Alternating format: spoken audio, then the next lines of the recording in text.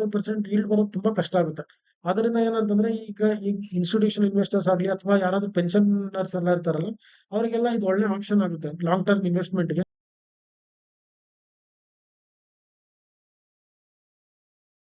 ನಮಸ್ಕಾರ ವೀಕ್ಷಕರೇ, ಟ್ರೇಡ್ ಬ್ಯಾಕ್ಟರಿಗೆ ಸುಸ್ವಾಗತ.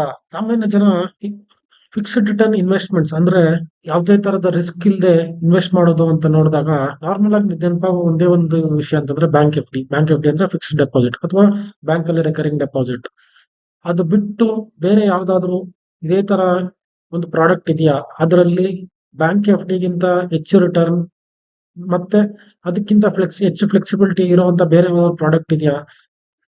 ಬ್ಯಾಂಕ್ ಅಲ್ಲಿ ಎಷ್ಟು ಸೇಫ್ಟಿ ಇದೆಯೋ ಅದಕ್ಕಿಂತ ಹೆಚ್ಚು ಸೇಫ್ಟಿ ಇರೋ ಪ್ರಾಡಕ್ಟ್ ಇದೆಯಾ ಅಂತ ನೋಡ್ತಾ ಹೋದ್ರೆ ನಮ್ಗೆ ಕಾಣುವಂತ ಇನ್ನೊಂದು ಇನ್ಸ್ಟ್ರೂಮೆಂಟ್ ಏನಂತಂದ್ರೆ ಗೌರ್ಮೆಂಟ್ ಬಾಂಡ್ಸ್ ಅಂತಂದ್ರೆ ಗೌರ್ಮೆಂಟ್ ತನ್ನ ಖರ್ಚುಗಳಿಗೋಸ್ಕರ ಅಂದ್ರೆ ಬಜೆಟ್ ಅಲ್ಲಿ 4 ಲಕ್ಷ ಕೋಟಿ ಬಜೆಟ್ ಇದೆ ಕರ್ನಾಟಕದ 4 ಲಕ್ಷ ಕೋಟಿ ಬಜೆಟ್ ಅಂತಂದಾಗ 3.5 ಲಕ್ಷ ಕೋಟಿ ಅವ್ರದ ಆರ್ಥಿಕ ಸಂಪನ್ಮೂಲಗಳಿಂದಾನೇ ಅವರು ಗಳಿಸ್ತಾ ಇರ್ತಾರೆ.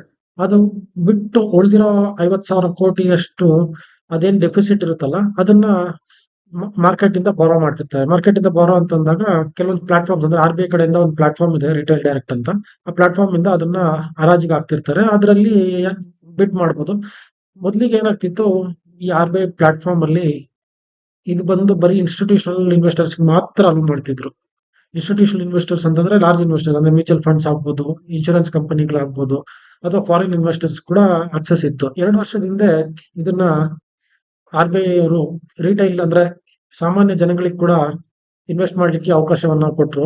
ಅವರೊಂದು ಪ್ಲಾಟ್ಫಾರ್ಮ್ RBI ರಿಟೈಲ್ ಡೈರೆಕ್ಟ್ ಅಂತ ಒಂದು ಪ್ಲಾಟ್ಫಾರ್ಮ್ ಅನ್ನ ತಗೊಬಂದ್ರು. ಆ RBI ರಿಟೈಲ್ ಡೈರೆಕ್ಟ್ ಮುಖಾಂತರ ಹೇಗೆ ಈ ಗವರ್ಮೆಂಟ್ ಬಾಂಡ್ಸ್ ಅಲ್ಲಿ ಇನ್ವೆಸ್ಟ್ ಮಾಡಬಹುದು, ಮತ್ತೆ ಈ ಗವರ್ಮೆಂಟ್ ಬಾಂಡ್ಸ್ ಬಂದು FD ಗಿಂತ ಬೆಟರ್ ಅಥವಾ ಯಾವ ತರ ಕಂಪೇರ್ ಆಗುತ್ತೆ ಅನ್ನೋದನ್ನ ನಾವು ಇವತ್ತು ಈ ವಿಡಿಯೋ ಅಲ್ಲಿ ನೋಡೋಣ.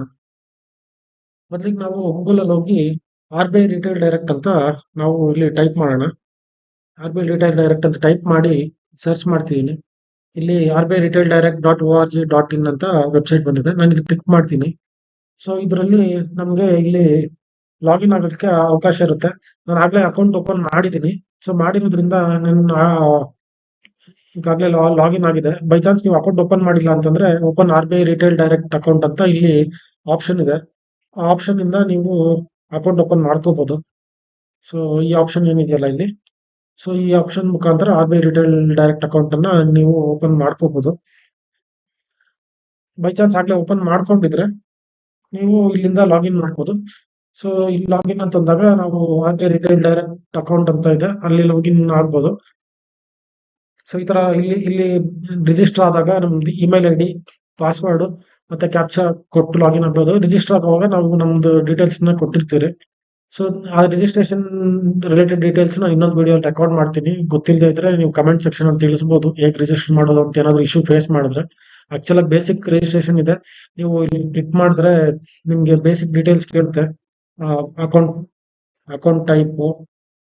ಅಕೌಂಟ್ ಟೈಪ್ ಅಂದ್ರೆ ಸಿಂಗಲ್ ಅಕೌಂಟ್ ಅದು ಜಾಯಿಂಟ್ ಅಕೌಂಟ್, ಮತ್ತೆ PAN details, email ID, mobile number, PAN number, date of birth, ಮತ್ತೆ ಲಾಗಿನ್ ನೇಮ್ ಅಂದ್ರೆ ನೀವು ಲಾಗಿನ್ ಮಾಡೋದಕ್ಕೆ ಏನ್ ಯೂಸರ್ ನೇಮ್ ಕೊಡ್ಬೇಕಲ್ಲ ಅದು ಕೊಟ್ಟು ನೀವು ಅಕ್ಸೆಪ್ಟ್ ಮಾಡಿ ಮುಂದೆ ಹೋಗ್ಬೋದು. ಮುಂದೆ ಹೋದ್ಮೇಲೆ ಅಲ್ಲಿ ಡೀಟೇಲ್ಸ್, ಬೇರೆ ಡೀಟೇಲ್ಸ್, ಬ್ಯಾಂಕ್ ಡೀಟೇಲ್ಸ್ ಮತ್ತೆ ಬೇಸಿಕ್ ಐಡೆಂಟಿಫಿಕೇಶನ್ ಡೀಟೇಲ್ಸ್ ಕೇಳ್ತಾರೆ. ಅದನ್ನೆಲ್ಲ ಕೊಟ್ಟಿದ್ದಾದ್ಮೇಲೆ ನಿಮ್ದು ಅಕೌಂಟ್ ಓಪನ್ ಆಗುತ್ತೆ. ಸೊ ಅದ್ರ ರಿಲೇಟೆಡ್ ಏನಾದ್ರು ಡೌಟ್ಸ್ ಇದ್ರೆ ನೀವು ಕಮೆಂಟ್ಸ್ ಅಲ್ಲಿ ತಿಳಿಸಬಹುದು, ನಾವು ಅದಕ್ಕೆ ಆನ್ಸರ್ ಮಾಡ್ತೀರಿ. ಈಗ ನಾನು ಆಗ್ಲೇ ಲಾಗಿನ್ ಆಗಿದ್ದೀನಿ. ಲಾಗಿನ್ ಆದ್ರೆ ನೋಡಿ, ಇದು ಈ ತರ ಹೋಮ್ ಪೇಜ್ ಕಾಣುತ್ತೆ. ಲಾಗಿನ್ ಆದಾಗ ಈ ತರ ಕಾಣುತ್ತೆ. ಇದು ಡ್ಯಾಶ್ ಬೋರ್ಡ್ ಇದೆ, ಜೊತೆಗೆ ಇಲ್ಲಿ ನಮ್ ಡೀಟೇಲ್ಸ್ ಎಲ್ಲ ಕಾಣುತ್ತೆ. ಇಲ್ಲಿ ನೋಡಿದ್ರೆ ಆಪ್ಷನ್ ಅಂತ ನೋಡಿದಾಗ ಇಲ್ಲಿ ನೋಡಿ, ಇಲ್ಲಿ ಏನಾಗಿದೆ, ಇಲ್ಲಿ ಆಪ್ಷನ್ ವಾಚ್ ಅಂತ ನೋಡಿದಾಗ ಇಲ್ಲಿ ಇನ್ನಷ್ಟು ಆಪ್ಷನ್ಸ್ ಇದಾವೆ. ಇದೇನಂತಂದ್ರೆ ಇದು CG ಅಂತ ಇದೆ. CG ಅಂತಂದ್ರೆ ಸೆಂಟ್ರಲ್ ಗವರ್ಮೆಂಟ್ ಅಂತ. ಅದೇ ತರ ಇಲ್ಲಿ SG ಅಂತ ಇದೆ. SG ಅಂತಂದ್ರೆ ಸ್ಟೇಟ್ ಗವರ್ಮೆಂಟ್. T ಬಿಲ್ಸ್ ಅಂತ ಇದೆ. T ಬಿಲ್ಸ್ ಅಂದ್ರೆ ಸೆಂಟ್ರಲ್ ಗವರ್ಮೆಂಟ್. ಟ್ರೆಜರಿ ಬಿಲ್ಸ್ ಅಂತ ಶಾರ್ಟ್ ಟರ್ಮ್ ಗೆ ಗವರ್ಮೆಂಟ್ ಕಡೆಯಿಂದ ಆಫರ್ ಮಾಡ್ತಿರ್ತಾರೆ. SGB ಅಂತ ಇದೆ. SGB ಈಗ ಗವರ್ಮೆಂಟ್ ಅವ್ರು, ಸೆಂಟ್ರಲ್ ಗವರ್ಮೆಂಟ್ ಅವರು ರೀಸೆಂಟ್ ಆಗಿ ಏನು ಆಫರ್ ಮಾಡ್ತಿಲ್ಲ. ಇದು SGB ಬಂದು ಸಾವರಿನ್ ಗೋಲ್ಡ್ ಬಾಂಡ್ಸ್ ಅಂತ. ಸೊ ಗೋಲ್ಡ್ ಪ್ರೈಸಸ್ ಮೇಲೆ ಹೋಗ್ತಿರೋದ್ರಿಂದ ಇದನ್ನ ಸದ್ಯಕ್ಕೆ ಗವರ್ಮೆಂಟ್ ಕಡೆಯಿಂದ ಇದು ಆಫರ್ ಮಾಡ್ತಿಲ್ಲ. ಫ್ಯೂಚರ್ ಆಫರ್ ಮಾಡಿದ್ರೆ ನಿಮ್ಗೆ ಇಲ್ಲಿ ಕಾಣುತ್ತೆ, ಅಥವಾ ಬೇರೆ ಯಾವ್ದಾದ್ರು ಬ್ಯಾಂಕ್ ಥ್ರೂ ಕೂಡ ಇದನ್ನ SGB ನ ಬೈ ಮಾಡ್ಬೋದು. ಲಾಸ್ಟಿಗೆ ಒಂದು ಆಪ್ಷನ್ ಇದೆ, ಫಿಕ್ಸ್ಡ್ ಫ್ಲೋಟಿಂಗ್ ರೇಟ್ ಸೆಕ್ಯೂರಿಟೀಸ್ ಅಂತ. ಇದೇನಂತಂದ್ರೆ ಇದರಲ್ಲಿ ಇಂಟ್ರೆಸ್ಟ್ ರೇಟ್ ಸ್ವಲ್ಪ ಜಾಸ್ತಿ ಇರುತ್ತೆ. ಬಟ್ ಏನಾಗುತ್ತೆ, ಇದರಲ್ಲಿ ಇಂಟ್ರೆಸ್ಟ್ ರೇಟ್ಸ್ ಬಂದು 6 ಮಂತ್ಸ್ಗೆ ಒಂದ್ಸತಿ ಗೌರ್ಮೆಂಟ್ ಕಡೆಯಿಂದ ಚೇಂಜ್ ಮಾಡ್ತಾ ಇರ್ತಾರೆ. ಅದು ಈ 4 ಇನ್ಸ್ಟ್ರೂಮೆಂಟ್ಸ್ ಬಗ್ಗೆ ಡೀಟೇಲ್ ಆಗಿ ನಾನು ಹೇಳ್ತೀನಿ. ಸೊ ಸೆಂಟ್ರಲ್ ಗೌರ್ಮೆಂಟ್ ಬಾಂಡ್ಸ್ ಏನಾಗುತ್ತೆ, ಸೆಂಟ್ರಲ್ ಗೌರ್ಮೆಂಟ್ ಅವರು ಇಶ್ಯೂ ಮಾಡ್ತಿರ್ತಾರೆ ಎವ್ರಿ 6 ಮಂತ್ಸ್. ಅಂದ್ರೆ ಬಾಂಡ್ಸ್ ಬಂದು ಅವ್ರಿಗೆ ರಿಕ್ವೈರ್ಮೆಂಟ್ ಇದ್ದಾಗೆಲ್ಲ ಅವ್ರು ಇಶ್ಯೂ ಮಾಡ್ತಿರ್ತಾರೆ. ಈಗ ಇಲ್ಲಿ ನಾವು ಹೋದ್ರೆ ಸ್ಟೇಟ್ ಗೌರ್ಮೆಂಟ್ ಅಂತ ಕ್ಲಿಕ್ ಮಾಡಿದ್ರೆ, ಇಲ್ಲಿ ಸ್ಟೇಟ್ ಗೌರ್ಮೆಂಟ್ ನೀವು ನೋಡಿದ್ರೆ ಇಲ್ಲಿ ಹರಿಯಾಣದ್ದು ಸ್ಟೇಟ್ ಬಾಂಡ್ಸ್ ಇದೆ, ಜಮ್ಮು ಕಾಶ್ಮೀರದ, ತೆಲಂಗಾಣದ ಎರಡಿದೆ ಆಕ್ಚುಲ್ ಆಗಿ ಇಲ್ಲಿ. ಸೊ ಇಲ್ಲಿ ಗಮನಿಸಬೇಕಾಗಿರೋ ವಿಷಯ ಏನಂತಂದ್ರೆ, ಇಲ್ಲಿ ನೋಡಿ ಮೆಚುರಿಟಿ ಅಂತಿದೆಯಲ್ಲ, ಮೆಚುರಿಟಿನ ನೋಡ್ಬೇಕಾಗುತ್ತೆ. ಮೆಚುರಿಟಿ ಬಂದು ನೋಡಿ, ಈ ಬಾಂಡ್ಸ್ ಮೆಚ್ಯೂರ್ ಆಗೋದು 9th ಏಪ್ರಿಲ್ 2039. ಸೊ ಅಂದ್ರೆ ಇದು ಆಲ್ಮೋಸ್ಟ್ 14 ವರ್ಷದ ಬಾಂಡ್ ನ ಇಶ್ಯೂ ಮಾಡ್ತಿದ್ದಾರೆ ಹರಿಯಾಣ ಗೌರ್ಮೆಂಟ್ ಕಡೆಯಿಂದ. ಇಶ್ಯೂ ಸೈಜ್ ಬಂದು 1000 ಕೋಟಿ. ಅದಾದ್ಮೇಲೆ ಅದೆಲ್ಲದಕ್ಕಿಂತ ಮೇನ್ ನಮ್ಗೆ ಒಬ್ಬ ರಿಟೇಲ್ ಇನ್ವೆಸ್ಟರ್ ಅಂತ ಬೇಕಾಗೋದು ನಮ್ಗೆ ಇಂಡಿಕೇಟಿವ್ ಈಲ್ಡ್ ಅಂತ ನೋಡಿದಾಗ 8.87%, ಅಂದ್ರೆ 6.4ಕ್ಕಿಂತ ಸ್ವಲ್ಪ ಹೆಚ್ಚು, 6.87% ಅಷ್ಟು ಇಂಟ್ರೆಸ್ಟ್ ನ ಈ ಬಾಂಡ್ಸ್ ಅಲ್ಲಿ ನಿಮ್ಗೆ ನೀವು ಎಕ್ಸ್ಪೆಕ್ಟ್ ಮಾಡ್ಬೋದು. ಅದು ಕೂಡ ಏನಂತಂದ್ರೆ, ನೀವು ಗಮನಿಸಬೇಕಾಗಿರೋ ವಿಷಯ ಏನಂದ್ರೆ, ಮುಂದಿನ 14 ವರ್ಷಗಳವರೆಗೂ ಹರಿಯಾಣ ಗೌರ್ಮೆಂಟ್ ಅವರು ಈ ಬಾಂಡ್ ನ ಯಾರಾದ್ರೂ ತಗೊಂಡ್ರೆ ಅವರಿಗೆ 6.87% ಅಷ್ಟು ರಿಟರ್ನ್ಸ್ ಈ ಬಾಂಡ್ ಇಂದ ಇವತ್ತು ಪರ್ಚೇಸ್ ಮಾಡಿದ್ರೆ ಸಿಗ್ತಿರುತ್ತೆ ಅನ್ನೋದನ್ನ ಗಮನಿಸಬೇಕಾಗುತ್ತೆ ಇಲ್ಲಿ. ಅದಾದ್ಮೇಲೆ ಮುಂದೆ ನಿಮ್ಗೆ ಇಲ್ಲಿ ಹಾಗೆ ಮುಂದೆ ಹೋದ್ರೆ ಇಲ್ಲಿ ಬೇಸಿಕ್ ಡೀಟೇಲ್ಸ್ ಕಾಣುತ್ತೆ. ಬೇರೆ ಡೀಟೇಲ್ಸ್ ಏನಂತಂದ್ರೆ, ಇದು ಬಿಡ್ ಎಂಡ್ ಟೈಮ್ ಯಾವಾಗ ಅಂದ್ರೆ ಏಪ್ರಿಲ್ 8th ವರೆಗೂ ಇದು ಆಪ್ಷನ್ ಅಂದ್ರೆ ಇದಕ್ಕೆ ಬಿಡ್ ಮಾಡಕ್ ಟೈಮ್ ಇರುತ್ತೆ. ಅದಾದ್ಮೇಲೆ ಬಿಡ್ ಮಾಡಿದ ನಂತರ 1 ಅವರ್ ವರೆಗೂ ನಿಮ್ಗೆ ಬಿಡ್ ನ ವಿತ್ಡ್ರಾ ಮಾಡಕ್ಕೂ ಆಪ್ಷನ್ ಇರುತ್ತೆ. ಬೈ ಚಾನ್ಸ್ ನೀವು ಇನ್ವೆಸ್ಟ್ ಮಾಡ್ತೀರಾ, ಮತ್ತೆ ನಿಮ್ಗೆ ಏನೋ ಡೌಟ್ ಆಗುತ್ತೆ, ಬೇಡ ಅಂತ ಅನ್ಸುತ್ತೆ, ಹಾಗಂದಾಗ ನಿಮ್ಗೆ ವಿತ್ಡ್ರಾ ಮಾಡ್ಲಿಕ್ಕೆ ಕೂಡ ಇದು ಆಪ್ಷನ್ ಇರುತ್ತೆ. ಸೊ ಬೇಸಿಕ್ ಆಗಿ ನಾವು ನೋಡ್ಬೇಕಿರೋದು ಇಷ್ಟೇ. ಇಶ್ಯೂವರ್ ಯಾರು? ಇಶ್ಯೂವರ್ ಬಂದು government of Haryana, government of Jammu Kashmir, Telangana. So ಇದು ಏನಂತಂದ್ರೆ, ಲಾಸ್ಟ್ ವೀಕ್ ಕರ್ನಾಟಕದ ಕೂಡ ಬಾಂಡ್ಸ್ ಇಶ್ಯೂ ಆಗ್ತಿತ್ತು. ಅವ್ರದ್ದು ಕೂಡ, ಕರ್ನಾಟಕದ ಕೂಡ ತೆಲಂಗಾಣದ್ದು ಈಲ್ಡ್ ಎಷ್ಟಿದೆಯಲ್ಲ ಅದಕ್ಕೆ ಹತ್ರನೇ ಇತ್ತು. ಅಂದ್ರೆ ಸೌತ್ ಇಂಡಿಯನ್ ಸ್ಟೇಟ್ಸ್ ಏನಂತಂದ್ರೆ ಸ್ವಲ್ಪ ಡೆವಲಪ್ಡ್ ಆಗಿರೋದ್ರಿಂದ ಸ್ವಲ್ಪ ಅದೇ ರೇಂಜ್ ಅಲ್ಲೇ ಇರುತ್ತೆ, ಏನ್ ಅಷ್ಟು ಡಿಫ್ರೆನ್ಸ್ ಬರಲ್ಲ. ಅಂದ್ರೆ ಈಗ ಇಲ್ಲಿ 6.94 ಅಂತ ಏನ್ ಈಲ್ಡ್ ಕೊಡ್ತಿದಾರಲ್ಲ, ಇಲ್ಲಿ ಹರಿಯಾಣಗಿಂತ ಇವ್ರು ಏನ್ ಕೊಡ್ತಿದಾರೆ ಅಂತ ನಾವು ಅನ್ಕೊಂಡ್ರೆ, ಇಲ್ಲಿ ಮೆಚುರಿಟಿ ಗಮನಿಸಬೇಕಾಗಿರುತ್ತೆ. ಮೆಚುರಿಟಿ ಬಂದು ನೋಡಿ, ಇಲ್ಲಿ 9th ಏಪ್ರಿಲ್ 2047, ಆಲ್ಮೋಸ್ಟ್ 23 ವರ್ಷವರೆಗೂ ಇದು ಬಾಂಡ್ ಇರುತ್ತೆ. ಸೊ ಅದಕ್ಕೋಸ್ಕರ ಏನಂದ್ರೆ, ಈ ಇಂಟ್ರೆಸ್ಟ್ ರೇಟ್ ಅಲ್ಲಿ ಸ್ವಲ್ಪ ಡಿಫ್ರೆನ್ಸ್ ಇದೆ. ಆಲ್ಮೋಸ್ಟ್ ನಮ್ಗೆ 7 ಪೈಸೆ ಅಷ್ಟು, ಅಂದ್ರೆ 100ಕ್ಕೆ 7 ಪೈಸೆ ಅಷ್ಟು ಡಿಫ್ರೆನ್ಸ್ ಹರಿಯಾಣ ಸ್ಟೇಟ್ ಬಾಂಡ್ಗೆ ಮತ್ತೆ ತೆಲಂಗಾಣದ ಕಾಣ್ತಿದೆ. ಆದ್ರೆ ಏನಂತಂದ್ರೆ, ಮೆಚುರಿಟಿನ ಗಮನಿಸಬೇಕಾಗುತ್ತೆ. ಈಗ ಇದು ಮೆಚುರಿಟಿ ಅಂತ ಹೇಳಿ ಇದೇನಪ್ಪ ಈ ತರ ಹೇಳ್ತಿದ್ದಾರೆ, ಮೆಚುರಿಟಿ 2039-47 ಅಂತ ಅಲ್ಲಿವರೆಗೂ ತೆಗಿಯಕ್ಕೆ ಆಗೋದಿಲ್ವಾ ಅಂತಂದ್ರೆ, ಆತರ ಏನು ತೊಂದರೆ ಆಗಲ್ಲ. ಏನಾಗುತ್ತೆ, ಇದರಲ್ಲಿ ಯಾರೇ ಇನ್ವೆಸ್ಟ್ ಮಾಡ್ತಾರಲ್ಲ ಅವ್ರಿಗೆ ಎಕ್ಸಿಟ್ ಆಪ್ಷನ್ ನ RBI ಕಡೆಯಿಂದಾನೆ ಕೊಡ್ತಾರೆ. ಇದೇನಾಗುತ್ತೆ, ಇದೆಲ್ಲಾ ಇಶ್ಯೂಸ್ ಏನಾಗುತ್ತೆ, RBI ಮ್ಯಾನೇಜ್ ಮಾಡ್ತಿರ್ತಾರೆ ಎಲ್ಲಾ ಸ್ಟೇಟ್ಸ್ಗೋಸ್ಕರ. ಸೊ ಏನಾಗುತ್ತೆ, ಸ್ಟೇಟ್ ಅವರು ಹೋಗ್ತಾರೆ, ಅಂದ್ರೆ ಈಗ ಕರ್ನಾಟಕಕ್ಕೆ 1000 ಕೋಟಿ ಬೇಕು ಅಂತಂದ್ರೆ, ಅವರು RBI ಹತ್ರ ಹೋಗ್ಬಿಟ್ಟು ನಮ್ಗೆ 1000 ಕೋಟಿ ಬೇಕು, ನಮ್ ಇಷ್ಟು ವರ್ಷದ ಬಾಂಡ್ ಇಶ್ಯೂ ಮಾಡಿ ಅಂತ ಅವ್ರು ಕೇಳ್ಕೊಳ್ತಾರೆ. ಅದ್ರ ಬೇಸಿಸ್ ಮೇಲೆ RBI ಅವರು ಇಲ್ಲಿ ಇಶ್ಯೂ ಮಾಡಿ, ಇಲ್ಲಿಂದ ಬಿಡ್ಸ್ ಏನ್ ಬರುತ್ತಲ್ಲ ಅದ್ರ ಜೊತೆಗೆ ಏನಂತಂದ್ರೆ, ರಿಟೈಲಿಂಗ್ ಈ ಆಪ್ಷನ್ ಇದೆ, ಅದ್ ಬಿಟ್ಟು ಬೇರೆ ಇನ್ಸ್ಟಿಟ್ಯೂಷನ್ಸ್ ಕಡೆಯಿಂದ ಬಿಡ್ ಬರ್ತಿರುತ್ತೆ. ಅದನ್ನೆಲ್ಲ ತಗೊಂಡು ಅವರು ಮ್ಯಾನೇಜ್ ಮಾಡ್ತಿರ್ತಾರೆ. ಆಕ್ಚುಲ್ ಆಗಿ ಏನಂತಂದ್ರೆ, RBI ನಮ್ಗೆ ಯಾವ ತರ SBI ಆಗಲಿ ಅಥವಾ ಬೇರೆ ಯಾವುದೇ ಬ್ಯಾಂಕ್ ನಮ್ಗೆ ಹೆಂಗೆ ಬ್ಯಾಂಕರ್, ಅದೇ ತರ ಸ್ಟೇಟ್ ಮತ್ತೆ ಸೆಂಟ್ರಲ್ ಗವರ್ಮೆಂಟ್ಗೆ RBI ಒಂದು ಬ್ಯಾಂಕರ್. ಸೊ ಆ ತರ ಇರೋದ್ರಿಂದ ಅವ್ರದ್ದು ಫೈನಾನ್ಸಸ್ ಎಲ್ಲ RBI ಮ್ಯಾನೇಜ್ ಮಾಡ್ತಿರ್ತಾರೆ. ಸೊ ಅವ್ರು ಮ್ಯಾನೇಜ್ ಮಾಡುವಾಗ ಈ ತರ ಬಾಂಡ್ಸ್ ನ ಅವ್ರು ಇಶ್ಯೂ ಮಾಡ್ತಿರ್ತಾರೆ. ನಮ್ಗೆ ಇಂಟ್ರೆಸ್ಟ್ ಇತ್ತಂದ್ರೆ ನಾವು ನೋಡ್ಕೊಂಡು ನಾವು ಬಿಡ್ ಮಾಡಿ ಇದರಲ್ಲಿ ಇದನ್ನ ಪರ್ಚೇಸ್ ಮಾಡ್ಬೋದು. ಬಿಡ್ ಮಾಡೋದು ಹೇಗಪ್ಪ ಅಂತ ನೋಡೋದಾದ್ರೆ, ಇದು ಎಲ್ಲದಕ್ಕೂ ಅಷ್ಟೇ. ಇದು ಇವಾಗ T-bill ಆಗ್ಲಿ, ಸ್ಟೇಟ್ ಗವರ್ಮೆಂಟ್ ಬಾಂಡ್ ಆಗ್ಲಿ, ಸೆಂಟ್ರಲ್ ಗವರ್ಮೆಂಟ್ ಬಾಂಡ್ ಆಗ್ಲಿ, ಎಲ್ಲದಕ್ಕೂ ಬಿಡ್ಡಿಂಗ್ ಪ್ರೊಸೆಸ್ ಎಲ್ಲ ಒಂದೇ ಇರುತ್ತೆ. ಈಗ ನಾವ್ ಇಲ್ಲಿ ಕ್ಲಿಕ್ ಮಾಡಕ್ ಹೋದ್ರೆ, ಇಲ್ಲಿ ಬಿಡ್ಡಿಂಗ್ ಅಂತ ನೋಡಿದಾಗ ಬಿಡ್ ಅಮೌಂಟ್ ಕೇಳ್ತಿದ್ದಾರೆ. ಬಿಡ್ ಅಮೌಂಟ್ ಒಂದ್ ವಿಷಯ ಏನಂತಂದ್ರೆ, ಇದೆಲ್ಲ ಬಾಂಡ್ಸ್ 10,000 ಮಿನಿಮಮ್ ಬಿಡ್ ಅಮೌಂಟ್, ಅಂದ್ರೆ ನೀವು 10,000ಕ್ಕಿಂತ ಕೆಳಗಡೆ ಬಿಡ್ ಮಾಡ್ಲಿಕ್ಕೆ ಆಗೋದಿಲ್ಲ. 10,000 ರೂಪಾಯಿ ಅಂತ ನಾನು ಇಲ್ಲಿ ಬಿಡ್ ಮಾಡಿದ್ರೆ, ಡೈರೆಕ್ಟ್ ಆಗಿ ಇಲ್ಲಿ ನಾನು ಸಬ್ಮಿಟ್ ಮಾಡಿದ್ರೆ ಇಲ್ಲೆಲ್ಲ ಡೀಟೇಲ್ಸ್ ಬರುತ್ತೆ. ಬಂದಿದ್ದಾದ್ಮೇಲೆ ನಾನು ಹಂಗೆ ಕಂಟಿನ್ಯೂ ಮಾಡ್ಬೋದು. ಕಂಟಿನ್ಯೂ ಮಾಡಿದಾದ್ಮೇಲೆ ನನಗೆ ಪೇಮೆಂಟ್ ಆಪ್ಷನ್ ಕೇಳುತ್ತೆ. ಪೇಮೆಂಟ್ ಮಾಡೋದಕ್ಕೆ UPI ಥ್ರೂ ಕೇಳುತ್ತೆ. ಬಿಡ್ ಹ್ಯಾಸ್ ಬಿನ್ ಸಕ್ಸಸ್ಫುಲಿ ಪ್ರಾಸೆಸ್ಡ್ ಅಂತ ಹೇಳ್ತಿದೆ. ಇಲ್ಲಿ ನಾವು ಅಂತ ಕೊಡ್ಬೋದು ಅಥವಾ ಲೇಟರ್ ಅಂತ ಕೂಡ ಕೊಡ್ಬೋದು. ನಾನು ಸದ್ಯಕ್ಕೆ ಲೇಟರ್ ಅಂತ ಕೊಡ್ತೀನಿ. ಸೊ ನಾನು ಇಲ್ಲಿ ಬಿಡ್ ಮಾಡಿದ್ನಲ್ಲ, ಬಿಡ್ ಮಾಡಿದ ಡೀಟೇಲ್ಸ್ ಎಲ್ಲ ನನಗೆ ಇಲ್ಲಿ ಕಾಣ್ತಿದೆ. ಸೊ ಸ್ಟೇಟ್ ಗವರ್ಮೆಂಟ್ ಬಾಂಡ್, ತೆಲಂಗಾಣದು, ಸೊ ನಾನು ಬಿಡ್ ಮಾಡಿದ್ದು ಲಾಸ್ಟ್ ಒನ್ 9th ಏಪ್ರಿಲ್ 2055 ಇದು. ಅದೇ ತರ ಮುಂದೆ ಹೋದ್ರೆ ಇಲ್ಲೆಲ್ಲ ಡೀಟೇಲ್ಸ್ ಕಾಣುತ್ತೆ. ಅಂದ್ರೆ ಇಲ್ಲಿ 6.94% ಇಂಟ್ರೆಸ್ಟ್ ಇರೋದು ಎಲ್ಲ ಡೀಟೇಲ್ಸ್ ಕಾಣುತ್ತೆ. ಬಟ್ ಈಗ ಸದ್ಯಕ್ಕೆ ಇದು ಬಿಡ್ ನಂದು ಕಂಪ್ಲೀಟ್ ಆಗಿಲ್ಲ. ನಾನೇನಾದ್ರು ಈಗ ಬಿಡ್ ನ ಚೇಂಜ್ ಮಾಡ್ಬೇಕನ್ನಂಗಿದ್ರು ಇಲ್ಲಿ ಚೇಂಜ್ ಮಾಡಕ್ಕೂ ಆಪ್ಷನ್ ಇರುತ್ತೆ. ಅಂದ್ರೆ ನಾನು ಈಗ 10,000 ಇನ್ವೆಸ್ಟ್ ಮಾಡಿದ್ದೀನಿ, ಅದನ್ನ 20,000 ಮಾಡ್ಬೇಕು, 30,000 ಮಾಡ್ಬೇಕು, ಅಥವಾ 30,000 ಇನ್ವೆಸ್ಟ್ ಮಾಡಿರ್ತೀನಿ, ಅದನ್ನ ಮತ್ತೆ ಚೇಂಜ್ ಮಾಡ್ಬೇಕು. ಆ ತರ ಆಪ್ಷನ್ಸ್ ಕೂಡ ನಮ್ಗೆ ಇಲ್ಲಿ ಇರುತ್ತೆ. ಈಗ ನಾನು 20,000 ಅಂತ ಹಾಕಿದೀನಿ, ಇಲ್ಲಿ ಸಬ್ಮಿಟ್ ಅಂತ ಕೊಟ್ರೆ ಇಲ್ಲಿ 21,000 ಅಂತ ಆಗಿ ಇಲ್ಲಿ ಚೇಂಜ್ ಆಗ್ತಿದೆ.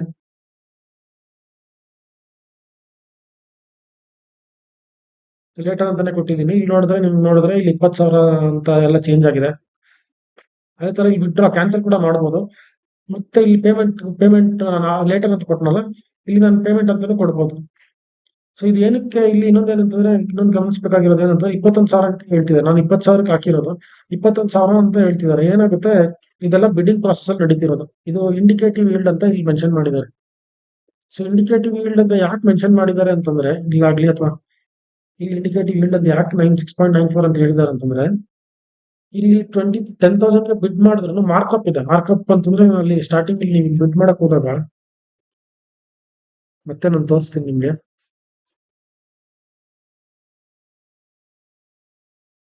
ಈ ಬಿಡ್ ಅಂತ ಕೊಟ್ಟಾಗ ನಾನು ಇಲ್ಲಿ 10,000 ಅಂತ ನಾನು ಹಾಕಿದಾಗ ಇಲ್ಲಿ 10,500 ಅಂತ ತೋರಿಸ್ತಿದೆ. ಸೊ 10,500 ಅಂತಂದ್ರೆ ಒಂದು ಮಾರ್ಕಪ್ ನ ಆಡ್ ಮಾಡ್ತಿದ್ದಾರೆ. ಮಾರ್ಕಪ್ ಅಂತಂದಾಗ ಬಿಡ್ಡಿಂಗ್ ಅಲ್ಲಿ ಏನಾಗುತ್ತೆ, ಈಗ ರಿಟೈಲ್ಗೆ ಬಿಡ್ಡಿಂಗ್ ಅಲ್ಲಿ ಏನಾಗುತ್ತೆ, ನಮ್ಗೆ ಕಟ್ ಆಫ್ ಪ್ರೈಸ್ ಏನಿರುತ್ತಲ್ಲ ಅಲ್ಲೇ ಕೊಡ್ತಿರ್ತಾರೆ. ಬಟ್ ಇನ್ಸ್ಟಿಟ್ಯೂಷನ್ ಏನಾಗುತ್ತೆ, ಅವರು ಇನ್ನು ಹೈಯರ್ ಪ್ರೈಸ್ ಕೊಟ್ ಮಾಡ್ತಿರ್ತಾರೆ. ಅಂದ್ರೆ ಈಗ ಇದು 100 ರುಪೀಸ್ ಅಲ್ಲಿ ಏನ್ ಟ್ರೇಡ್ ಆಗ್ತಿಯಲ್ಲ ಇಂಡಿಕೇಟಿವ್ ಪ್ರೈಸ್, ಅವರು 101ಗೂ ಹಾಕ್ತಿರ್ತಾರೆ. ಏನಂತಂದ್ರೆ ಅವರಿಗೆ ನಾನು ₹1 ಎಕ್ಸ್ಟ್ರಾ ಕೊಡಕ್ಕೂ ರೆಡಿ ಇರ್ತೀನಿ, ಬಟ್ ನನಗೆ ಈಲ್ಡ್ ಅಂದ್ರೆ ಅವಾಗ ₹1 ಎಕ್ಸ್ಟ್ರಾ ಇಲ್ಲಿ ಕೊಟ್ರೆ ಅವ್ರಿಗೆ ಇಂಟ್ರೆಸ್ಟ್ ಅರ್ನ್ ಮಾಡೋ ಇಂಡಿಕೇಟಿವ್ ಈಲ್ಡ್ ಕಡಿಮೆ ಆಗುತ್ತೆ. ಸೊ ಆತರ ಬಿಡ್ಡಿಂಗ್ ಪ್ರಾಸೆಸ್ ಅಲ್ಲಿ ಫೈನಲ್ ಸೆಟಲ್ಮೆಂಟ್ ಅಂದ್ರೆ ಈಗ ನಮ್ದು ಹರಾಜು ನಡೀತಲ್ಲ, ಯಾವುದೇ ಒಂದು ಹರಾಜು ನಡೀತಿರುತ್ತೆ, ಅದೇ ತರನೇ ಇದಕ್ಕೂ ಹರಾಜು ಆನ್ಲೈನ್ ಅಲ್ಲಿ ನಡೀತಿರುತ್ತೆ. ಆ ಹರಾಜಿನ ಫೈನಲ್ ಸೆಟಲ್ಮೆಂಟ್ ಪ್ರೈಸ್ ಏನಿರುತ್ತೆ, ₹100 10 ಪೈಸೆ ಆಗ್ಬೋದು, 20 ಪೈಸೆ ಆಗ್ಬೋದು, ಆ ಅಮೌಂಟ್ ಬರುತ್ತೆ. ಆ ಅಮೌಂಟ್ ಬೇಸಿಸ್ ಮೇಲೆ ಎಷ್ಟು ಅಮೌಂಟ್ ಅಂತ ಕ್ಯಾಲ್ಕುಲೇಟ್ ಮಾಡ್ತಾರೆ. ಅದರಲ್ಲಿ ಉಳಿದಿರೋ ಅಮೌಂಟ್ ನ ನಮ್ಗೆ ರೀಫಂಡ್ ಮಾಡ್ತಿರ್ತಾರೆ. ಅಂದ್ರೆ ಈಗ 10,100 ಅಂತ ಮಾರ್ಕಪ್ ಎಲ್ಲ ಜೊತೆಗೆ ಆಯ್ತು ಅಂತಂದ್ರೆ 10,100 ಅವ್ರು ಇಟ್ಕೊಂಡು ನಮ್ಗೆ ₹400 ರೀಫಂಡ್ ಮಾಡ್ತಿರ್ತಾರೆ. ಇನ್ನು ಆಗ ಏನಾಗುತ್ತೆ, ಇಂಡಿಕೇಟಿವ್ ಈಲ್ಡ್ ಈಗ 100 ರುಪೀಸ್ ಅಲ್ಲಿ ಬಿಟ್ ಆದ್ರೆ ನಮ್ಗೆ ಇಂಡಿಕೇಟಿವ್ ಈಲ್ಡ್ ಬಂದು 6.94 ಇರುತ್ತೆ. ಬಟ್ 101 ಆಯ್ತು ಅನ್ಕೊಳ್ಳಿ, ಇದು ಈಲ್ಡ್ ಡ್ರಾಪ್ ಆಗುತ್ತೆ. ಅದನ್ನ ನೋಡ್ಕೋಬೇಕಾಗುತ್ತೆ. ಮತ್ತೆ ನಾವು ಅದು ಅಲರ್ಟ್ ಆಗುವಾಗ ನೋಡ್ಕೋಬೇಕಾಗುತ್ತೆ. ಅದು ಅದೊಂದು ಸ್ವಲ್ಪ ಎಫ್.ಡಿ ಅಥವಾ ಬೇರೆ ಯಾವುದೇ ಫಿಕ್ಸ್ಡ್ ಇನ್ಸ್ಟ್ರೂಮೆಂಟ್ಸ್ ಗಿಂತ ಇದರಲ್ಲಿರೋ ಡಿಫ್ರೆನ್ಸ್. ಬಟ್ ಈಗ ಏನಂತಂದ್ರೆ, ನಾವು ನೋಡಿದಾಗ ಇಲ್ಲಿ 6.94 ಇದೆಯಲ್ಲ, ಇದಕ್ಕೋಸ್ಕರ ನಾನು ಇನ್ವೆಸ್ಟ್ ಮಾಡ್ಬೇಕಾ ಅಥವಾ ಬೇಡವಾ ಅಂತ ಅನ್ಸ್ಬೋದು. ಬಟ್ ಇಲ್ಲಿ ಏನಾಗುತ್ತೆ, ಇದೊಂದು ಲಾಂಗ್ ಟರ್ಮ್ ಇನ್ವೆಸ್ಟ್ಮೆಂಟ್. ಈಗ ಯಾವುದೇ ಬ್ಯಾಂಕ್ ಅಲ್ಲಿ ನಿಮ್ಗೆ 2055ನೇ ಇಸ್ವಿವರೆಗೂ ಎಫ್.ಡಿ ಯಾರು ಕೊಡ್ತಿಲ್ಲ. ಇವತ್ತು ಎಫ್.ಡಿ ಇಂಟ್ರೆಸ್ಟ್ ರೇಟ್ಸ್ ನೋಡಿದ್ರೆ ಇವತ್ತು 7% 7.5%, 7% ಹತ್ರದಲ್ಲೇ ಇದೆ. ಅಂದ್ರೆ ಲಾಂಗ್ ಟರ್ಮ್ 2 ವರ್ಷದ್ದು, ಅದು 2.5 ವರ್ಷದ್ದು. ಸೊ ಅದು ಲಾಂಗ್ ಟರ್ಮ್ ಅಲ್ಲಿ ಮುಂದೆ ಹೋಗ್ತಾ ಹೋಗ್ತಾ ನಿಮ್ಗೆ ಇಂಟ್ರೆಸ್ಟ್ ರೇಟ್ಸ್ ಕಡಿಮೆ ಆಗ್ತಿರುತ್ತೆ ಹೊರತು ಜಾಸ್ತಿ ಆಗಲ್ಲ. ನೀವು ಈಗ ಒಂದು 10 ವರ್ಷ ಹಿಂದೆ ನೋಡಿದ್ರೆ, 10 ವರ್ಷ ಹಿಂದೆ ನಮ್ಗೆ ಎಫ್.ಡಿ ಅಲ್ಲಿ ಇಂಟ್ರೆಸ್ಟ್ ರೇಟ್ 9.5% ಕೂಡ ಸಿಗ್ತಿತ್ತು. ಬಟ್ ಈಗ ಎಕಾನಮಿ ಮುಂದೆ ಗ್ರೋ ಹೋಗ್ತಾ ಇಂಟ್ರೆಸ್ಟ್ ರೇಟ್ಸ್ ಕಡಿಮೆ ಆಗ್ತಿರುತ್ತೆ. ಈಗ ಜಪಾನ್ ನಲ್ಲಿ ಇಂಟ್ರೆಸ್ಟ್ ರೇಟ್ಸ್ ನೋಡಿದ್ರೆ, ಜಪಾನ್ ಅಲ್ಲಿ ನೆಗೆಟಿವ್ ಇಂಟ್ರೆಸ್ಟ್ ರೇಟ್ಸ್ ಇತ್ತು ರೀಸೆಂಟ್ ಮೊನ್ನೆವರೆಗೂ. ಈಗ ಸ್ವಲ್ಪ ಇಂಟ್ರೆಸ್ಟ್ ರೇಟ್ ಜಾಸ್ತಿ ಮಾಡಿದ್ದಾರೆ. ಆದ್ರೆ ಮುಂದೆ ಹೋಗ್ತಾ ನಮ್ಮ ದೇಶನೂ ಅಷ್ಟೇ ಡೆವಲಪ್ ಆಗ್ತಾ ಇಂಟ್ರೆಸ್ಟ್ ರೇಟ್ ಕಡಿಮೆ ಆಗುತ್ತೆ. ಆಗ ನಿಮ್ಗೆ ಅಥವಾ ಯಾರೇ ಒಬ್ರು ಇನ್ವೆಸ್ಟ್ ಮಾಡ್ಬೇಕಂತಂದ್ರೆ ಅವ್ರಿಗೆ 6.95% ಈಲ್ಡ್ ಬರೋದು ತುಂಬಾ ಕಷ್ಟ ಆಗುತ್ತೆ. ಅದರಿಂದ ಏನಂತಂದ್ರೆ, ಈಗ ಇನ್ಸ್ಟಿಟ್ಯೂಷನ್ ಇನ್ವೆಸ್ಟರ್ಸ್ ಆಗ್ಲಿ ಅಥವಾ ಯಾರಾದ್ರೂ ಪೆನ್ಷನರ್ಸ್ ಎಲ್ಲ ಇರ್ತಾರಲ್ಲ, ಅವರಿಗೆಲ್ಲ ಇದು ಒಳ್ಳೆ ಆಪ್ಷನ್ ಆಗುತ್ತೆ ಲಾಂಗ್ ಟರ್ಮ್ ಇನ್ವೆಸ್ಟ್ಮೆಂಟ್ ಗೆ. ಆಯ್ತು, ಸ್ಟೇಟ್ ಗೌರ್ಮೆಂಟ್ ಎಲ್ಲ ರಿಸ್ಕಿ, ನಮಗೆ ಬೇಡ ಅನ್ನೋ ಮಟ್ಟಕ್ಕೆ ಯೋಚನೆ ಮಾಡಿದ್ರೆ, ಸೇಫ್ ಇನ್ ಸ್ಟೇಟ್ ಗೌರ್ಮೆಂಟ್ ಅಂದ್ರೆ ಸ್ಟೇಟ್ ಗೌರ್ಮೆಂಟ್ RBI ಬ್ಯಾಕ್ಡ್ ಆಗಿರೋದ್ರಿಂದ ಯಾವ್ದೋ ಡಿಫಾಲ್ಟ್ ಆಗೋ ರಿಸ್ಕ್ ಅಂತೂ ಇರೋದಿಲ್ಲ. ಆದ್ರೂ ನನ್ಗೆ ಬೇಡಪ್ಪ, ಇದು ಯಾವ್ದೋ ಒಂದು ಸ್ಟೇಟ್ ನನ್ಗೆ ಪರ್ಸನಲಿ ನನ್ ಬೇಡ ಅನ್ಸುತ್ತೆ ಅಂತಂದ್ರೆ ಬೇರೆ ಸ್ಟೇಟ್ ನೋಡ್ಬೋದು. ಇಲ್ಲ ನನ್ಗೆ ಯಾವ್ದು ಸ್ಟೇಟ್ ಬೇಡ ಅನ್ನೋ ಮಟ್ಟಕ್ಕಿದ್ರೆ ಸೆಂಟ್ರಲ್ ಗೌರ್ಮೆಂಟ್ ಬಾಂಡ್ಸ್ ಕೂಡ ಆಗಾಗ ಇಶ್ಯೂ ಮಾಡ್ತಿರ್ತಾರೆ. ಸೊ ಈ ಟ್ಯಾಬ್ ಅಲ್ಲಿ ಇದೆಯಲ್ಲ, ಮೇಲೆ ಇದೆಯಲ್ಲ ಇದು ಟ್ಯಾಬ್ ಅಲ್ಲಿ ಕ್ಲಿಕ್ ಮಾಡಿದ್ರೆ ಎವ್ರಿ 2 ವೀಕ್ಸ್ ನೋಡ್ತಿದ್ರೆ ಇಲ್ಲಿ ಸೆಂಟ್ರಲ್ ಗೌರ್ಮೆಂಟ್ ಬಾಂಡ್ಸ್ ಕೂಡ ಇಶ್ಯೂ ಆಗುತ್ತೆ. ಸೇಮ್ ಪ್ರೊಸೆಸ್ ಸ್ಟೇಟ್ ಗೌರ್ಮೆಂಟ್ ಅಲ್ಲಿ ಏನ್ ನೋಡಿದ್ರಲ್ಲ ಅದೇ ತರ ಇಲ್ಲಿ ಬಿಡ್ ಅಂತ ಆಪ್ಷನ್ ಇರುತ್ತೆ.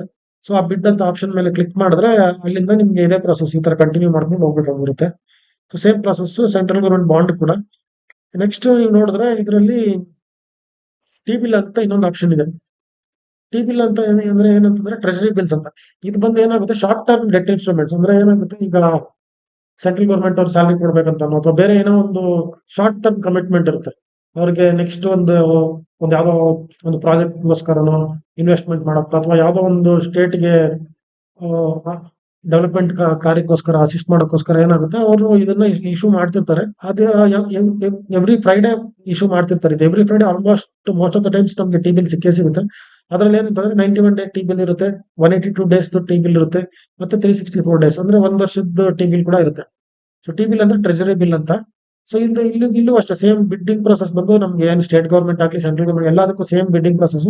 ಇದ್ರಲ್ಲಿ ಕೂಡ ಸೇಮ್ 10,000 ರೂಪಾಯಿ ಮಿನಿಮಮ್ ಇರುತ್ತೆ. ಅದಾದ್ಮೇಲೆ ಮಲ್ಟಿಪಲ್ಸ್ ಆಫ್ 10,000 ನಾವು ಬಿಟ್ ಮಾಡ್ಬೋದು. ಇನ್ನೊಂದು ನೀವು ನೋಡಿದ್ರೆ, ಈಗ ಸ್ಟೇಟ್ ಗೌರ್ಮೆಂಟ್ ನೋಡಿದಾಗ ನೋಡಿ, 1,000 ಕೋಟಿ, 500 ಕೋಟಿ, 1,000 ಕೋಟಿ ಅವ್ರದ್ದು ಸ್ಟೇಟ್ ಗೌರ್ಮೆಂಟ್ ಬಿಡ್ಡಿಂಗ್ ಎಲ್ಲ ನಾರ್ಮಲ್ ಆಗಿ ಕಡಿಮೆ ಕ್ವಾಂಟಿಟಿ ಎಲ್ಲ ಇರುತ್ತೆ. ಅದೇ ನೀವು ಟಿ ಬಿಲ್ ನೋಡಿದ್ರೆ ನೋಡಿ, ಸೆಂಟ್ರಲ್ ಗೌರ್ಮೆಂಟ್ ಇಶ್ಯೂಸ್ ನೋಡಿ 9,000 ಕ್ರೋರ್ಸ್ ಇದೆ, 5,000 ಕ್ರೋರ್ಸ್ ಇದೆ, ಮತ್ತೆ 5,000 ಕ್ರೋರ್ ಅಂದ್ರೆ 91 ಡೇಸ್ಗೆ ಅವರು 9,000 ಕೋಟಿ ಬಾರೋ ಮಾಡ್ತಿದ್ದಾರೆ. ಇಲ್ಲಿ ನೀವು ಇಂಡಿಕೇಟಿವ್ ಈಲ್ಡ್ ನೋಡಿದ್ರೆ ಇದೇನಾಗುತ್ತೆ, ಇಲ್ಲಿ ನಮಗೆ ಕಂಪ್ಯಾರಿಸನ್ ಸಿಗುತ್ತೆ. ಎಸ್ ಬಿ ಇದು F D fixed deposit interest ರೇಟ್ಸ್ಗೆ ಮತ್ತೆ ಗೌರ್ಮೆಂಟ್ ಅಂದ್ರೆ ಬಾಂಡ್ಸ್ಗೆ ಏನ್ ಡಿಫ್ರೆನ್ಸ್ ಇದೆ, ಅಥವಾ ಇದು ಬೆಟರ್ ಇಲ್ವಾ ಅನ್ನೋದನ್ನ ನಮ್ಗೆ ಇಲ್ಲಿ ಕ್ಲಿಯರ್ ಆಗಿ ಗೊತ್ತಾಗುತ್ತೆ. ಏನಾಗುತ್ತೆ, ಅದೇ ನಾವು ಸ್ಟೇಟ್ ಗೌರ್ಮೆಂಟ್ ಬಾಂಡ್ಸ್ ನೋಡಿದಾಗ ಅಲ್ಲೇನಾಗಿತ್ತು, 10 ವರ್ಷಕ್ಕೆ ಇಶ್ಯೂ ಆಗ್ತಿತ್ತು. 10 ವರ್ಷಕ್ಕೆ ಇಶ್ಯೂ ಅಂತಂದಾಗ 10 ವರ್ಷಕ್ಕೆ ಅಥವಾ 15 ವರ್ಷಕ್ಕೆ ಇಶ್ಯೂ ಮಾಡಿದಾಗ ನಮ್ಗೆ ಇಲ್ಲಿ ಇದು 6.87% ಅಂದಾಗ ಎಫ್ ಡಿಗಿಂತ ಕಡಿಮೆ ಇದೆಯಲ್ವಾ ಅನ್ನೋ ಒಂದು ಡೌಟ್ ಕೂಡ ಬರೋ ಚಾನ್ಸಸ್ ಇರುತ್ತೆ.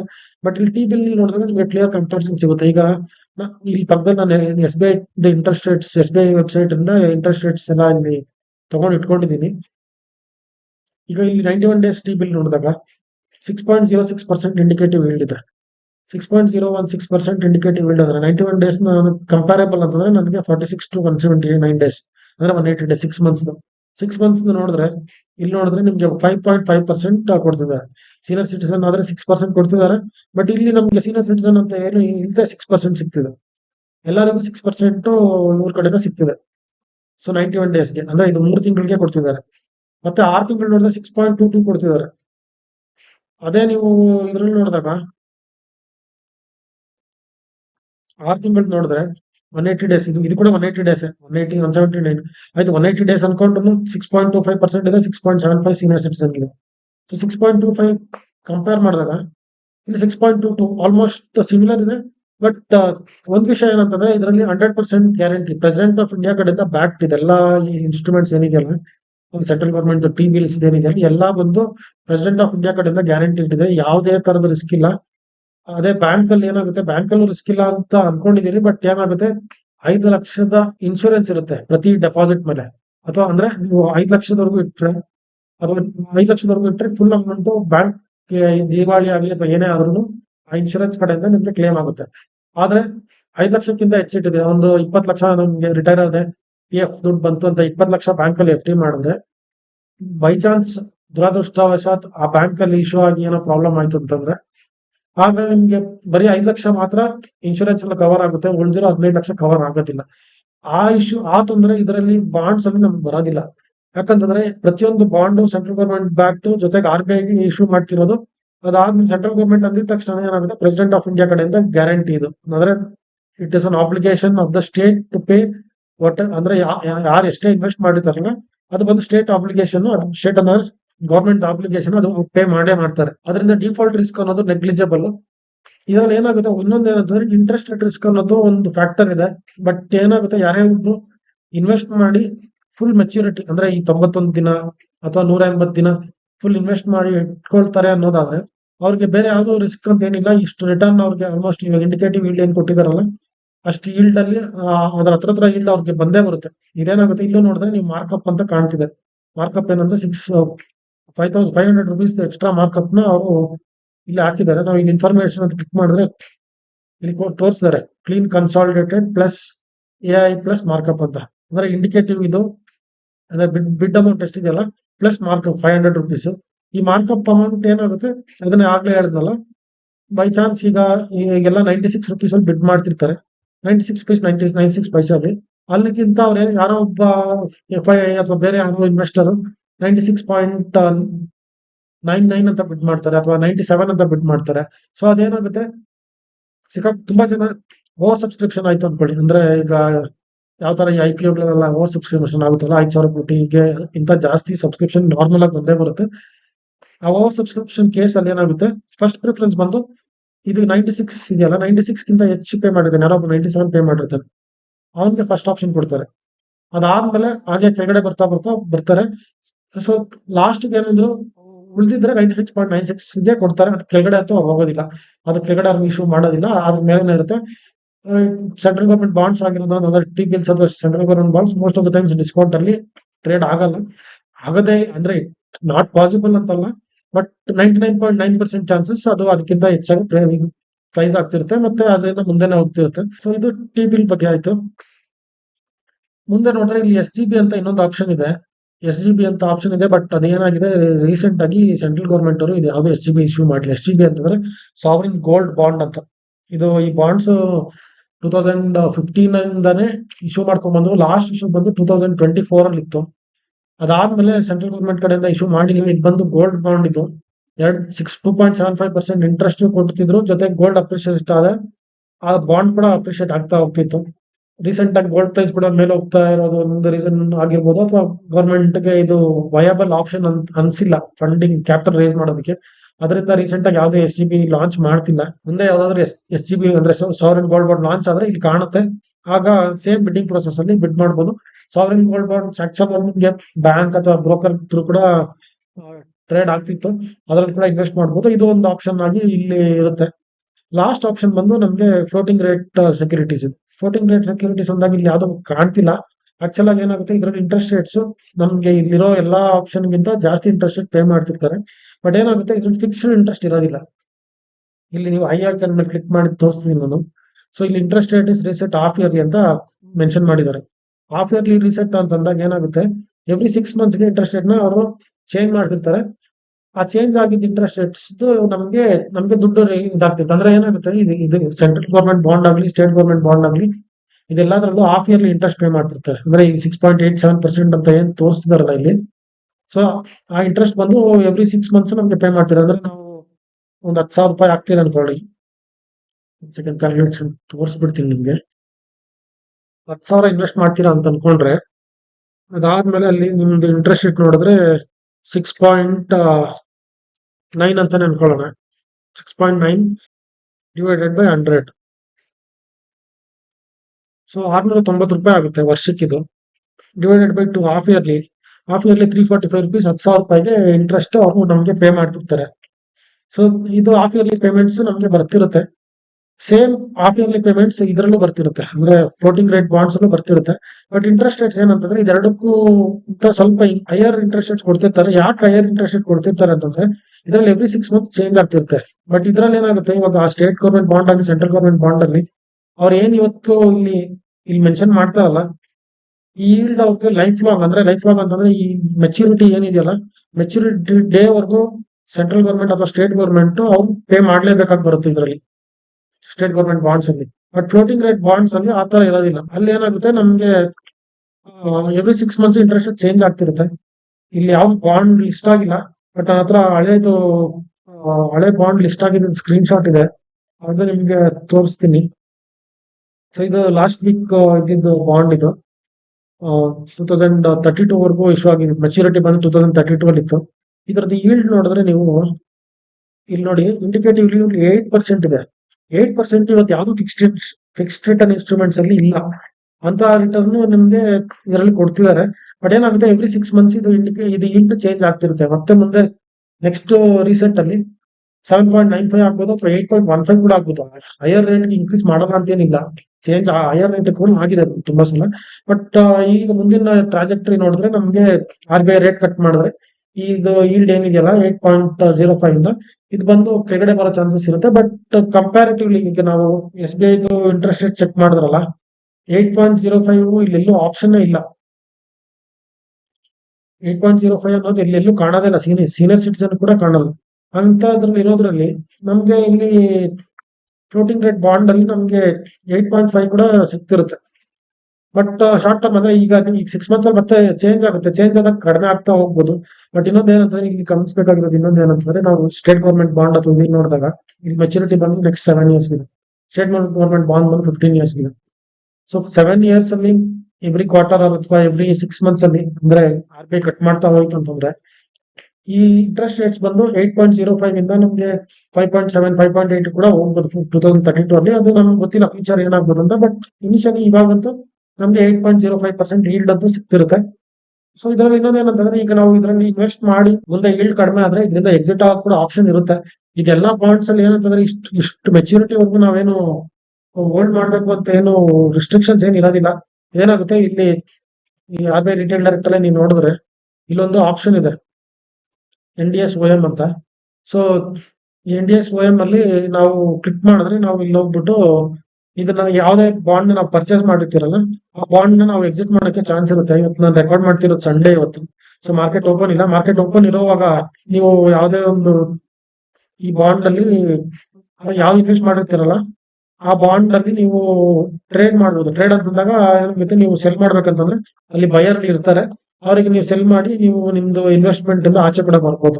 ಸೊ ಎಲ್ಲಿವರೆಗೂ ನಿಮ್ಗೆ ಅದು ಬೆನಿಫಿಟ್ ಅನ್ಸುತ್ತೆ ಅಲ್ಲಿವರೆಗೂ ನೀವು ಹೋಲ್ಡ್ ಮಾಡ್ಬೋದು. ಹೋಲ್ಡ್ ಮಾಡಿದಾದ್ಮೇಲೆ ನಿಮ್ಗೆ ಯಾವತ್ತು ಇದರಿಂದ ಇಲ್ಲ ಬೇರೆ ಬೆಟರ್ ಇನ್ವೆಸ್ಟ್ಮೆಂಟ್ ಆಪ್ಷನ್ಸ್ ಕಾಣುತ್ತೆ ಅಥವಾ ಬೇರೆ ನಿಮ್ಗೆ ಯಾವ್ದೋ ಪ್ರಾಪರ್ಟಿ ತಗೋಬೇಕು ಅಥವಾ ಕಾರ್ ತಗೋಬೇಕು ಅಥವಾ ಏನು ಒಂದು ರೀಸನ್ಗೆ ಇದರಿಂದ ಆಚೆ ಬರ್ಬೇಕು ಅಥವಾ ಇದರಿಂದ ಎಕ್ಸಿಟ್ ಆಗ್ಬೇಕು ಅಂತ ಅನ್ಕೊಂಡಾಗ ನೀವು ಈ ಆಪ್ಷನ್ ಯೂಸ್ ಮಾಡಿ ಸೆಕೆಂಡರಿ ಮಾರ್ಕೆಟ್ ಅಲ್ಲಿ ಇದನ್ನ ಸೆಲ್ ಮಾಡ್ಕೊಳ್ಳೋಕೆ ಆಪ್ಷನ್ ಕೊಡ್ತಾರೆ. ಸೊ ಇದು ಆಗಿತ್ತು ಇದ್ರದ್ದೆಲ್ಲ ಡೀಟೇಲ್ಸ್. ಬೇರೆ ಕೆಲವೊಂದು ಡೀಟೇಲ್ಸ್ ಇದೆ ಇಲ್ಲಿ ಇನ್ವೆಸ್ಟರ್ ಮ್ಯಾನೇಜ್ಮೆಂಟ್, ಇನ್ವೆಸ್ಟರ್ ಆಕ್ಟಿವಿಟಿ ಇದೆಲ್ಲ ಏನಾಗುತ್ತೆ ನೀವು ಇನ್ವೆಸ್ಟ್ ಮಾಡಿದಾದ್ಮೇಲೆ TDS ಡೀಟೇಲ್ಸ್, ನಾಮಿನಿ ಇನ್ವೆಸ್ಟ್ ಮಾಡಿದಾದ್ಮೇಲೆ ನಾಮಿನಿನ ಮೇಂಟೈನ್ ಅಂದ್ರೆ ಯಾರನ್ನ ನಾಮಿನಿ ಆಡ್ ಮಾಡ್ಬೋದು, ಚೇಂಜ್ ಮಾಡ್ಬೋದು, ಮಾಡಿಫೈ ಮಾಡ್ಬೋದು, ಆಪ್ಷನ್ಸ್ ಎಲ್ಲ ಇಲ್ಲಿ ಇರುತ್ತೆ. ಅದು ಬಿಟ್ಟು ಬೇರೆ ಏನಾದ್ರು ಡೀಟೇಲ್ಸ್ ಬೇಕಾದ್ರೆ ನಮ್ಗೆ ಇಲ್ಲಿ coupon statements, FSRB certificate of holding ಅಂದ್ರೆ floating rate bond certificate of holding ಇಲ್ಲಿ ಸಿಗುತ್ತೆ. ಮತ್ತೆ ಮ್ಯಾಂಡೇಟ್ ಅಂದ್ರೆ ಏನಾಗುತ್ತೆ ನಾವು ಇಲ್ಲಿ ಇನ್ವೆಸ್ಟ್ ಮಾಡ್ತೀರಲ್ಲ ಇನ್ವೆಸ್ಟ್ ಮಾಡೋದಕ್ಕೆ ಮ್ಯಾಂಡೇಟ್ ನ ನಾವು ಇಲ್ಲಿ ಚೇಂಜ್ ಮಾಡ್ಬೋದು ಅಥವಾ ಮಾಡಿಫೈ ಮಾಡ್ಬೋದು. ಆ ಡೀಟೇಲ್ಸ್ ಎಲ್ಲ ಇಲ್ಲಿರುತ್ತೆ. ಮ್ಯಾಂಡೇಟ್ ರಿಕ್ವೆಸ್ಟ್ ಕೂಡ ಕಾಣುತ್ತೆ. ಸೊ ಅದೆಲ್ಲ ಇಲ್ಲಿರುತ್ತೆ. ಮತ್ತೆ ನಾವು ಹೋಮಿಗೆ ಬರೋಣ. ಸೊ ಇಲ್ಲಿ ಡೀಟೇಲ್ಸ್ ಇದೆ. ನಾನು ಇಲ್ಲಿ ಈ ಪೇ ಆಪ್ಷನ್ ಇದೆಯಲ್ಲ ಪೇ ಆಪ್ಷನ್ ಕ್ಲಿಕ್ ಮಾಡಿ ನಾನು ಇಲ್ಲಿ ಹೋಗಿ ನೆಟ್ ಬ್ಯಾಂಕಿಂಗ್ UPI ಆಪ್ ಅಥವಾ UPI ಮ್ಯಾಂಡೇಟ್ ಆಗ್ಲೇ ರಿಜಿಸ್ಟರ್ ಆಗಿದ್ರೆ ಮ್ಯಾಂಡೇಟ್ ಇಂದ ಕೂಡ ಪೇ ಮಾಡ್ಬೋದು. ಅಕ್ಸೆಪ್ಟ್ ಅಂತ ಕೊಟ್ಟು ಪೇ ಮಾಡಿದ್ರೆ ಅಲ್ಲಿಂದ ಯಾವ ಪರ್ಟಿಕ್ಯುಲರ್ ಆಪ್ ಇರುತ್ತಲ್ಲ ಆ ಆಪ್ ಹೋಗುತ್ತೆ. ಆಪಿಗೆ ಹೋಗಿ ಅಲ್ಲಿಂದ ಪೇ ಮಾಡ್ಕೋಬಹುದು. ಸದ್ಯಕ್ಕೆ ನಾನು UPI ಟ್ರಾನ್ಸ್ಫರ್ ಅಂತ ಕ್ಲಿಕ್ ಮಾಡ್ತೀನಿ. ಸೊ UPI ಆಪ್ ಓಪನ್ ಆಗುತ್ತೆ. ನಾನು ಸೆಲೆಕ್ಟ್ ಮಾಡಿದ್ರೆ ಯಾವ್ದು ಗೇಟ್ ವೇ ಬೇಕು ಅಂತ ಸೆಲೆಕ್ಟ್ ಮಾಡಿ ನಾನು ಇಲ್ಲಿ UPI ID ಹಾಕ್ಬೋದು. ಅಂತಂದ್ರೆ ಫೋನ್ ಪೇ ಅಥವಾ ಗೂಗಲ್ ಪೇ ನೋಡಿದ್ರೆ ಫೋನ್ ನಂಬರ್ @YBL ಅಥವಾ ಬೇರೆ ಯಾವ್ದೋ ಒಂದು ID ICICI OKICICI ಅಂತ ಗೂಗಲ್ ಪೇ ಬರುತ್ತೆ. ಅಥವಾ ತಮ್ಮ ಬ್ಯಾಂಕ್ ಅಲ್ಲಿ ಕೂಡ ಹಾಕ್ಬೋದು. ICICI HDFC ಆರ್ ನಿಮ್ದು ನೇಮ್ SBI ಅಂತ ಬ್ಯಾಂಕ್ UPI ID ಇರುತ್ತೆ. ಅದನ್ನೆಲ್ಲ ಹಾಕಿ ನೀವು ಇಲ್ಲಿ ಪೇ ಅಂತ ಕ್ಲಿಕ್ ಮಾಡಿದ್ರೆ ಬ್ಯಾಂಕ್ UPI ಆಪ್ ಇಲ್ಲಿ ನಿಮ್ಗೆ ರಿಕ್ವೆಸ್ಟ್ ಬರುತ್ತೆ. ಅದನ್ನ ಅಪ್ರೂವ್ ಮಾಡಿದ ತಕ್ಷಣ ನಿಮ್ಗೆ ಇದು ಬೈ ಆಗ್ತಿರುತ್ತೆ. ಅದಕ್ಕೆ ನಾನು ಇದರಲ್ಲಿ ಇನ್ವೆಸ್ಟ್ ಮಾಡೋ ಹೋಗ್ತಿಲ್ಲ. ಯಾಕಂದ್ರೆ ಆಲ್ರೆಡಿ ನಾನು ಲಾಸ್ಟ್ ವೀಕ್ ಒಂದು ತೋರಿಸ್ನಲ್ಲ ಈ ಬಾಂಡ್ ಅಲ್ಲಿ ಇನ್ವೆಸ್ಟ್ ಮಾಡಿದೀನಿ ಫ್ಲೋಟಿಂಗ್ ರೇಟ್ ಬಾಂಡ್ ಅಲ್ಲಿ. ಸೊ 27 ಮಾರ್ಚ್ 2032 ಮೆಚುರಿಟಿ ಬೈ ಮಾಡಿದೀನಿ ಈಗಲೇ. ಸೊ ಅದ್ರ ಡೀಟೇಲ್ಸ್ ಕೂಡ ಇಲ್ಲೇ ಇದೆ. ಸೊ 1000 rupeesದು ಬೈ ಮಾಡಿದ್ದೆ.